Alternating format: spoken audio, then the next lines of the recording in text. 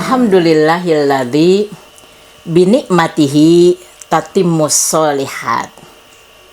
Asyhadu an la ilaha illallah wahdahu la syarikalah wa asyhadu anna Muhammadan abduhu wa rasuluh alladzi la nabiyya ba'dah. Ihwatul iman, dalam menggapai kehusuan sholat itu harus kita upayakan. Yang disebut husu adalah hadirnya hati, ketundukan jiwa, fokus kepada Allah Subhanahu wa Ta'ala ketika kita melaksanakan sholat.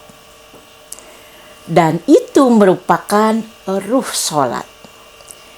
Ibadah akan lebih bernilai di sisi Allah Subhanahu wa Ta'ala. Seperti di dalam Quran surat Al-Mu'minun ayat 1 dan 2. A'udzu billahi minasyaitonir rajim. Qad aflahal mu'minun alladzina hum fi sholatihim khashi'un. Sungguh beruntung orang-orang yang beriman, yaitu orang-orang yang khusyuk di dalam sholatnya. Bagaimana cara mengupayakan kehusuan sholat?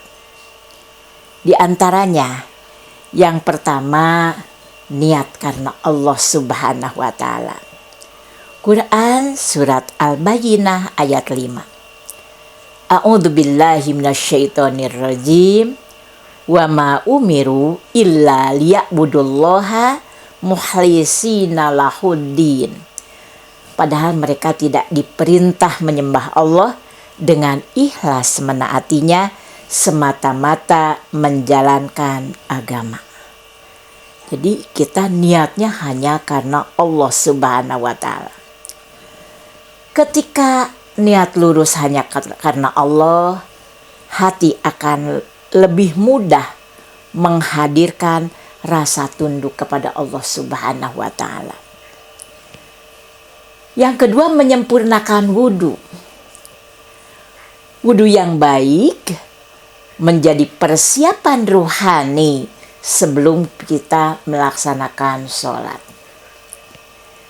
Barang siapa yang berwudhu lalu menyempurnakan wudhunya, maka keluarlah dosa-dosanya dari tubuhnya.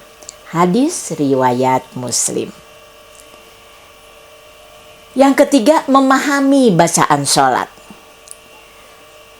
Seringkali seseorang kehilangan kehusuan karena memang tidak memahami apa yang kita baca.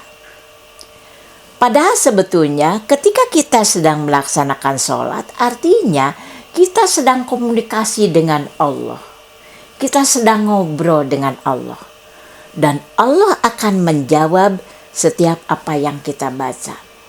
Contohnya, ketika kita membaca Alhamdulillahirabbil alamin, maka Allah menjawab hamidani abdi, hambaku sedang memujiku.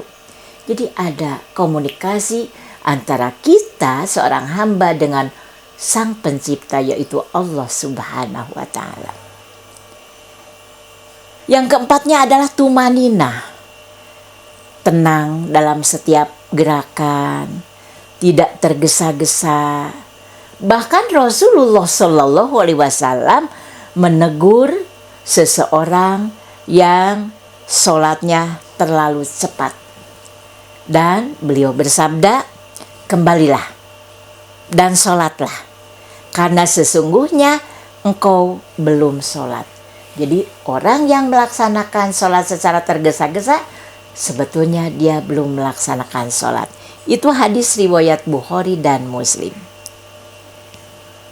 Yang kelima adalah menjauhi hal yang mengganggu konsentrasi, apapun itu. Mungkin saja ponsel kita, maka jauhkan atau mungkin dimatikan.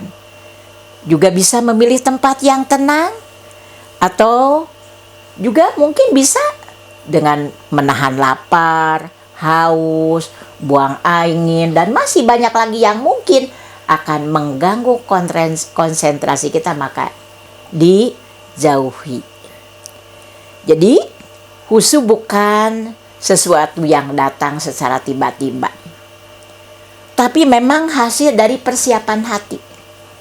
Juga memahami bacaan, tumanina, kesungguhan melaksanakan perintah Allah.